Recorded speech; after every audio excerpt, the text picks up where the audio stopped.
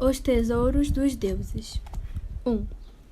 A esposa de Thor era a bela Sif, uma Aesir.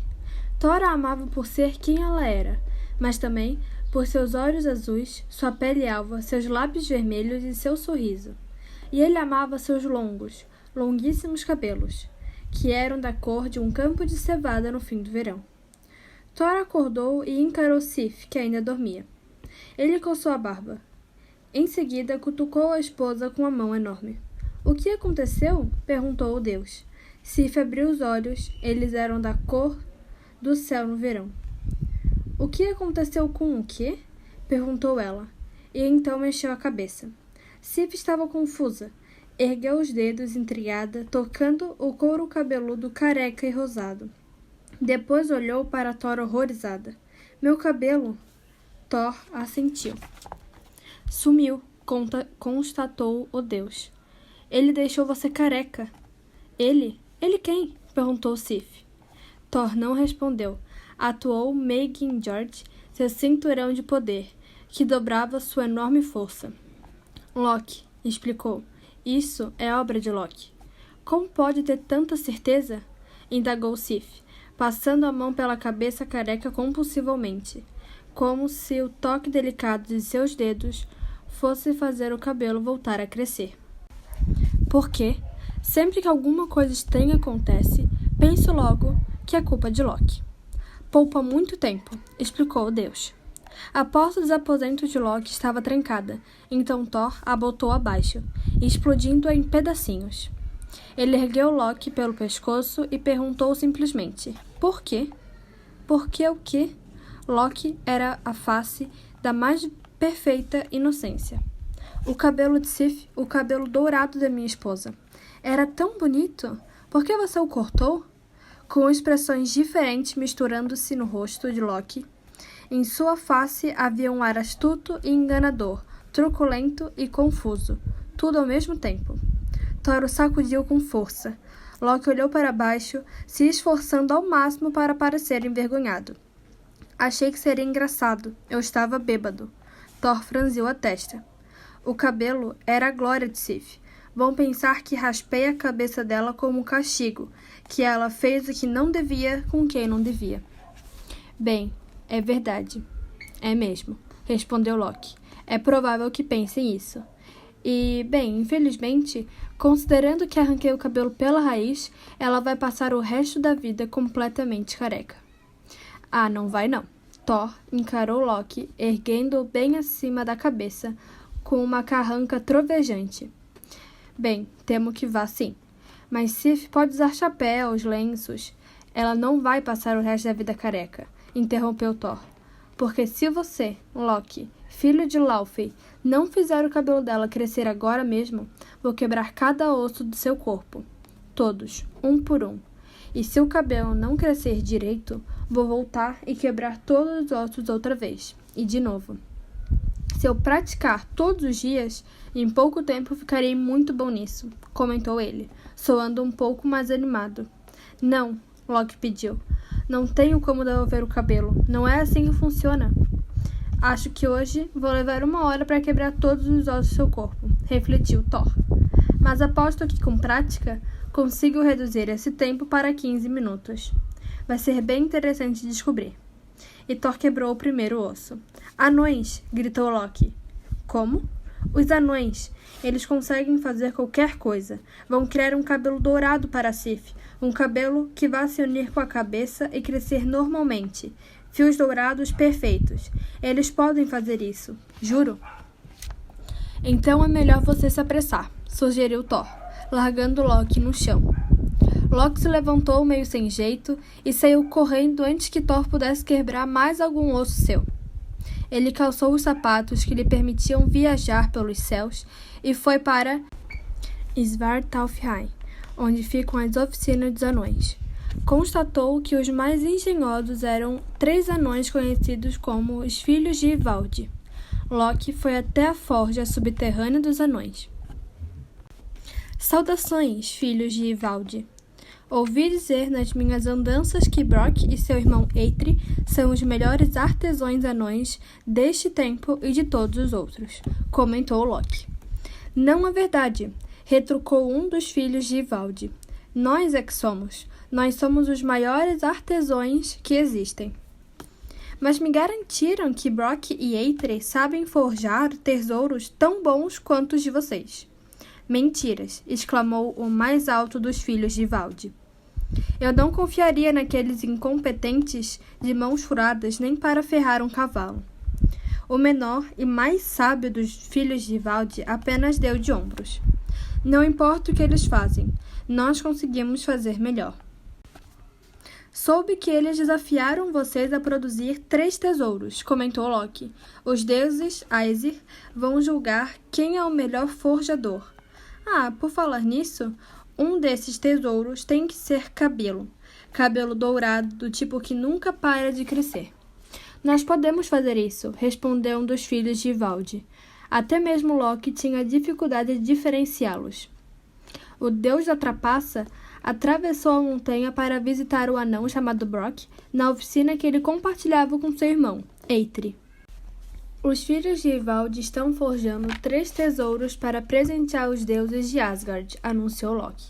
Os deuses vão julgar quais são os melhores, e os filhos de Ivaldi me pediram para lhes trazer uma mensagem. Os 3 estão confiantes de que você e seu irmão não conseguem forjar nenhum tesouro tão bom quanto os deles. Chamaram vocês de incompetentes de mãos furadas. Brock não era tolo. Isso não está me cheirando bem, disse o anão. Tem certeza de que não é uma das suas tramóias? Criar um conflito entre os filhos de Ivaldi e nós parece o tipo de coisa que você faria. Loki fez a expressão mais sincera de que era capaz, que era impressionantemente sincera. Isso não tem nada a ver comigo, declarou, em um tom inocente. Só achei que vocês deveriam saber. E não vai ganhar nada com essa disputa? Perguntou Brock. Nada mesmo. Brock assentiu e olhou para Loki. O irmão de Brock, Eitri, é que era o grande artesão, mas Brock era o mais inteligente e o mais determinado. Bem, então ficaremos muito felizes em enfrentar os filhos de Ivaldi em um teste de habilidade a ser julgado pelos deuses. Eu não tenho dúvida de que Eitri consegue forjar tesouros melhores e mais complexos do que os filhos de Ivaldi. Mas que tal uma aposta?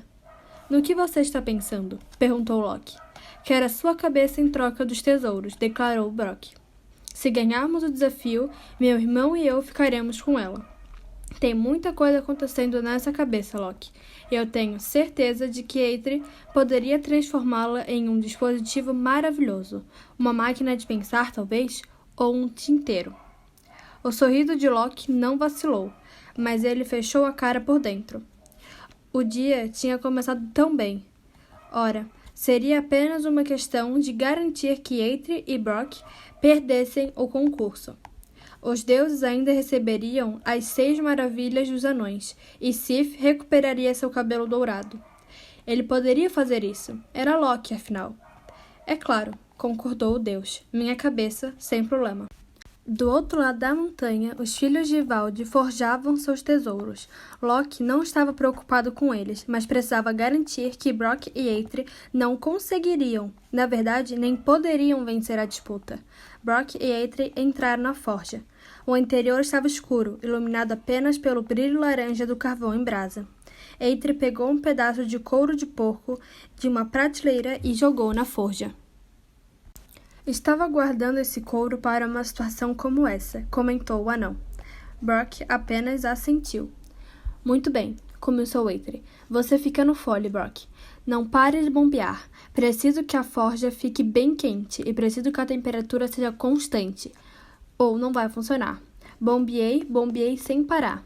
Brock começou a bombear o fole, enviando um fluxo de ar rico em oxigênio bem para o coração da forja, aquecendo tudo. Já tinha feito aquilo muitas vezes. Eitri ficou olhando até se dar por satisfeito, convencido de que tudo estaria a seu gosto. O anão saiu para trabalhar em sua criação do lado de fora da forja. Quando abriu a porta para sair, um inseto grande e preto entrou voando. Não era nem uma mutuca, nem uma mosca varejeira. Era ainda maior. O inseto entrou voando, circulando a forja com malícia. Brock ouviu os martelos de Eitri do lado de fora. Ouviu o irmão limando, torcendo, moldando e martelando. A enorme mosca preta, a maior e mais preta que já se viu, pousou na mão de Brock. As mãos do anão estavam no fole. Ele não parou de bombear para espantar o inseto. A mosca deu uma picada dolorida nas costas de sua mão. Brock não parou de bombear. A porta se abriu.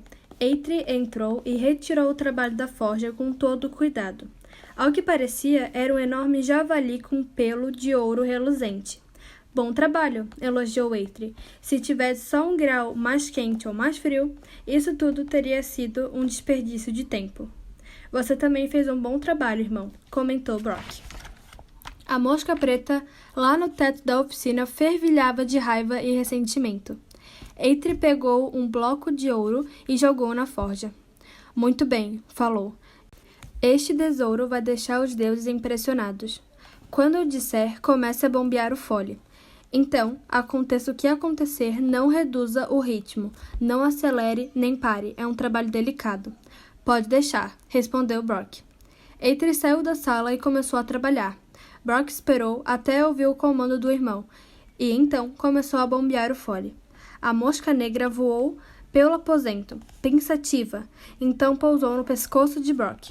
O inseto desviou-se com delicadeza de um filete de suor. O ar estava quente e abafado na forja. Então, picou o pescoço de Brock com toda a força. Sangue escarlate escorreu junto ao suor no pescoço do anão, mas ele não parou de bombear. Eitri voltou. Tirou da forja um bracelete em brasa branco de tão quente. Jogou no poço do resfriamento feito de pedra. Uma nuvem de vapor se elevou quando o bracelete afundou na água. Ele foi esfriando, passando depressa para laranja, depois para vermelho em brasa e, por fim, para dourado. Vou chamá-lo de Draupnir, anunciou Eitri. Gotejante? Que nome engraçado para um bracelete, comentou Brock. Não no caso deste, retrucou seu irmão, e explicou a Brock o que havia de tão especial naquela criação. Agora, começou Eitri, tem uma coisa que venho pensando em fazer faz muito tempo, minha obra-prima. Mas vai ser ainda mais complicada que os outros tesouros. Então, o que você precisa fazer é bombear sem parar? Sugeriu Brock. Isso mesmo. Ainda mais do que antes. Não altere o ritmo ou o trabalho todo será arruinado. Eitri pegou um lingote de ferro gusa, maior que qualquer lingote que a mosca negra, que na verdade era Loki, tinha visto e o carregou até a forja. Eitri saiu e, aos gritos, ordenou que o irmão começasse a bombear. Brock bombeou e os martelos de Eitri soaram conforme o anão puxava, moldava, soldava e unia. Loki, em sua forma de mosca, decidiu que não havia mais tempo para sutilezas. A obra-prima de Eitri impressionaria os deuses de Asgard, e ele perderia a cabeça se eles ficassem impressionados o suficiente. Loki pousou entre os olhos de Brock e começou a picar suas pálpebras. O anão continuou bombeando, os olhos ardendo. Loki picou mais fundo, com mais força, cada vez mais desesperados. Sangue corria das pálpebras do anão, entrando nos olhos, escorrendo pelo rosto, deixando-o cego. Brock apertou os olhos e balançou a cabeça tentando se livrar da mosca. Virou a cabeça de um lado para o outro. Contorceu a boca, tentando soprar a mosca para longe. Não adiantou. A mosca continuava picando, e o anão só conseguia ver sangue. Uma dor lancinante tomava sua cabeça. Brock se preparou e, no fim do movimento, rapidamente retirou uma das mãos dos foles e tentou acertar a mosca. Foi um golpe tão rápido e tão forte que Loki mal escapou com vida. O anão pegou outra vez o fole e continuou bombeando. Chega! Exclamou Eitri. A mosca negra voou pelo aposento trôpega. Eitri abriu a porta, o que permitiu que o inseto escapasse. O anão olhou para o irmão desapontado. O rosto de Brock estava coberto de suor e sangue. Não sei o que estava acontecendo naquela hora, comentou Eitri, mas quase estragou tudo. No fim, a temperatura ia e vinha. Por isso, não ficou nem de perto tão impressionante quanto eu esperava. Teremos que esperar para ver. Loki, na forma de Loki, entrou pela porta aberta. Então, Tudo pronto para o desafio? Perguntou. Brock vai a Asgard apresentar meus tesouros aos deuses e cortar sua cabeça, respondeu Eitri. Prefiro ficar aqui na forja trabalhando. Brock encarou Loki por trás das pálpebras inchadas. Mal posso esperar para cortar sua cabeça, disse o anão. Agora 2. é pessoal. Em Asgard, 3 deuses estavam sentados em seus tronos. Odin, o caolho, o pai de todos, Thor, dos trovões, com sua barba ruiva, e o belo Frey, da colheita do verão. Eles seriam os juízes. Loki estava de pé diante deles, ao lado dos 3 filhos de Ivaldi, que eram praticamente idênticos. Brok, o anão taciturno de barba negra, estava sozinho um pouco afastado, carregando as coisas que trouxera escondidas sobre panos. Muito bem, disse Odin. O que estamos julgando aqui? Tesouros, explicou Loki. Os filhos de Ivaldi forjaram presentes para você, grande Odin, e para Thor e Frey, e Eitri e Brok também forjaram presentes. Cabe vocês decidir qual é o melhor dos 6 tesouros. Eu mesmo apresentarei os tesouros forjados pelos filhos de Ivaldi. Loki presenteou Odin com a lança chamada Gungnir, cuja haste era entalhada com belas runas intricadas. A lança pode penetrar qualquer coisa e, quando jogada, sempre acerta o alvo, explicou Loki. Odin tinha apenas um olho, afinal, e sua pontaria nem sempre era perfeita. Além disso, há outro aspecto igualmente importante. Todo juramento feito sobre essa lança é inquebrável. Odin ergueu a lança e disse apenas, parece muito boa. E aqui, continuou Loki orgulhoso, está uma peruca de fios dourados, é feita de ouro de verdade. Vai se grudar à cabeça de quem usá-la e vai crescer e se comportar como cabelo de verdade em todos os aspectos. 100.000 fios de ouro. Vamos testá-la, anunciou Thor. Sif, vem aqui. Sif se levantou e caminhou até os tronos, a cabeça coberta. Ela removeu o lenço. Os deuses levaram um susto quando viram um couro cabeludo, careca, nu e rosado. A deusa pôs a peruca dourada dos anões com cuidado na cabeça e balançou o cabelo. Todos observaram enquanto a base da peruca se unia ao couro cabeludo, e então Sif se postou à frente dos deuses, mais bela e radiante do que nunca. Impressionante, comentou Thor. Um ótimo trabalho. Sif balançou o cabelo dourado e saiu do salão, banhando-se na luz do sol, querendo exibir o novo cabelo às amigas. O último dos presentes impressionantes forjados pelos filhos de Ivaldi era pequeno e dobrado como tecido. Loki pegou o tecido e o pôs diante de Frey. O que é isso? Parece um lenço de seda, comentou Frey, não achando aquilo nem um pouco impressionante.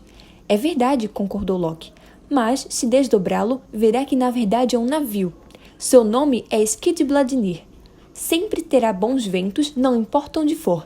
E mesmo sendo enorme, o maior barco que possa imaginar, ele se dobra como um lenço e pode ser guardado no bolso. Frey estava impressionado e Loki ficou aliviado. Eram 3 presentes excelentes. Era a vez de Brok. Suas pálpebras estavam vermelhas e inchadas, e havia a marca de uma grande picada de inseto em seu pescoço. Loki achou que Brok parecia confiante demais, ainda mais considerando os presentes impressionantes que os filhos de Ivaldi tinham forjado. Brok pegou o bracelete de ouro e o colocou diante de Odin em seu grande trono. Este bracelete se chama Draupnir, explicou o anão, porque a cada 9 noites, 8 braceletes de mesma beleza cairão dele como gotas. Podem ser usados para recompensar alguém ou guardados para aumentar sua riqueza. Odin examinou o bracelete, em seguida o enfiou no braço e empurrou até o bíceps. A joia reluzia. Parece muito bom, comentou. Loki lembrou que Odin dissera o mesmo a respeito da lança. Brok agora se dirigiu a Frey. Ergueu o pano, revelando um enorme javali com pelos dourados. Este é um javali que meu irmão fez para você, Lord Frey, para puxar sua carruagem, explicou Brok. Ele consegue correr pelo céu e sobre o mar mais rápido que o cavalo mais veloz. Seu pelo dourado iluminará até a noite mais escura, permitindo que você veja o caminho. Ele nunca se cansa, nem nunca falhará. Seu nome é Gullinburst, o dos pelos de ouro. Frey pareceu impressionado. Ainda assim, pensou Loki, o navio mágico que se dobrava como um lenço era tão impressionante quanto um javali que nunca se cansava e brilhava no escuro. Sua cabeça estava bem segura sobre os ombros, e o último presente que Brok apresentaria era aquele que Loki sabia que havia conseguido sabotar. De debaixo do pano, Brooke tirou um martelo, colocando-o diante de Thor. Thor olhou para o martelo e resmungou. O cabo é muito curto. Brooke assentiu. É mesmo, foi culpa minha. Eu estava trabalhando no folho. Mas, antes de dispensá-lo, ouça o que eu tenho a dizer sobre o que torna este martelo especial. Seu nome é Mjolnir, o forjador de raios. Sua principal característica é ser inquebrável. Não importa a força com que você, Lord Thor, o bata em qualquer coisa, o martelo sempre sairá ileso. Thor pareceu interessado, já quebrara muitas armas ao longo dos anos, em geral quando acertava coisas com elas. Quando arremessado, o martelo nunca erra o alvo. O deus do trovão pareceu ainda mais interessado. Tinha perdido muitas armas excelentes atirando-as em coisas que o irritavam e errando, e vira muitas outras que arremessara desaparecerem ao longe para nunca mais serem vistas. Não importa quão forte ou quão longe o martelo seja jogado, ele sempre voltará para suas mãos. Thor abriu um sorriso, e o deus do trovão não sorria com frequência. É possível alterar o tamanho do martelo. Ele cresce e encolhe, e fica tão pequeno que, se quiser, dá para escondê-lo na roupa. Thor bateu palmas, satisfeito, e um trovão ecoou por Asgard. Apesar disso, como já notou, o cabo é curto demais, concluiu Brooke tristonho. Isto é culpa minha. Não consegui manter o fole soprando enquanto meu irmão Eitri o forjava. O tamanho do cabo é um detalhe, um defeito estético, retrucou Thor. Este martelo vai nos proteger dos gigantes do gelo. É o melhor presente que já vi. Um martelo vai proteger Asgard, vai proteger a todos nós, concordou Odin satisfeito. Se eu fosse um gigante, ficaria com muito medo de Thor usando esse martelo, acrescentou Frey. Sim, é um martelo excelente. Mas Thor, e o cabelo? A bela cabeleira nova de Sif? Perguntou Loki, mostrando sinais de desespero. O quê? Ah, sim, o cabelo de minha esposa é muito bonito, concordou Thor. Brooke, mostre-me como fazer o martelo aumentar e encolher. O martelo de Thor é ainda melhor que minha maravilhosa lança e meu excelente bracelete, comentou Odin assentindo. O martelo é melhor e mais impressionante do que meu navio e meu javali, admitiu Frey. Vai manter os deuses de Asgard em segurança. Os deuses deram tapinhas nas costas de Brooke e lhe disseram que ele e Eitri tinham forjado o melhor presente que eles já haviam recebido. Bom saber, respondeu Brooke, agora se dirigindo a Loki. Então posso cortar sua cabeça, filho de Laufey, e levá-la comigo. Eitri vai ficar muito feliz. Podemos transformá-la em alguma coisa útil. Eu pago para ter minha cabeça de volta, ofereceu Loki. Tenho tesouros que posso oferecer em troca. Meu irmão e eu já temos todos os tesouros de que precisamos, retrucou Brooke. Nós forjamos tesouros. Não, Loki, eu quero a sua cabeça. Loki pensou por um momento, então disse: Pode ficar com ela, se conseguir me alcançar. Ele saltou para o ar e saiu correndo, passando por cima de todos. Em instantes, tinha desaparecido. Brooke olhou para Thor. Pode pegá-lo? O deus deu de ombros. De certo, eu não deveria, mas a verdade é que eu adoraria testar este martelo. Em instantes, Thor voltou segurando o deus da trapaça com força. Loki o encarava impotente e furioso. Brooke sacou a faca. Venha cá, Loki, chamou. Vou cortar sua cabeça. É claro, concordou Loki. Você pode cortar minha cabeça, lógico. Mas vou apelar para o poderoso Odin dizendo o seguinte. Se você cortar qualquer parte do meu pescoço, estará violando os termos do acordo que prometia minha cabeça a você, e apenas a cabeça. Odin inclinou a cabeça. Loki tem razão, admitiu. Você não tem o direito de cortar o pescoço dele. Brooke ficou irritado. Mas não posso arrancar a cabeça sem cortar o pescoço, alegou. Loki parecia muito satisfeito. Veja bem, se as pessoas refletissem mais sobre a exatidão de suas palavras, não ousariam enfrentar Loki, o mais sábio, mais esperto, mais trapaceiro, mais inteligente, mais bonito. Brooke sussurrou uma sugestão para Odin. Isso seria justo, concordou o pai de todos. O anão pegou uma tira de couro e uma faca. Ele envolveu o couro em torno da boca de Loki e então tentou perfurar o couro com a ponta da faca. Não está funcionando, reclamou o anão. Minha faca não corta sua pele. Quem sabe eu tenha sabiamente arranjado uma proteção contra lâminas de faca, sugeriu Loki com certa modéstia.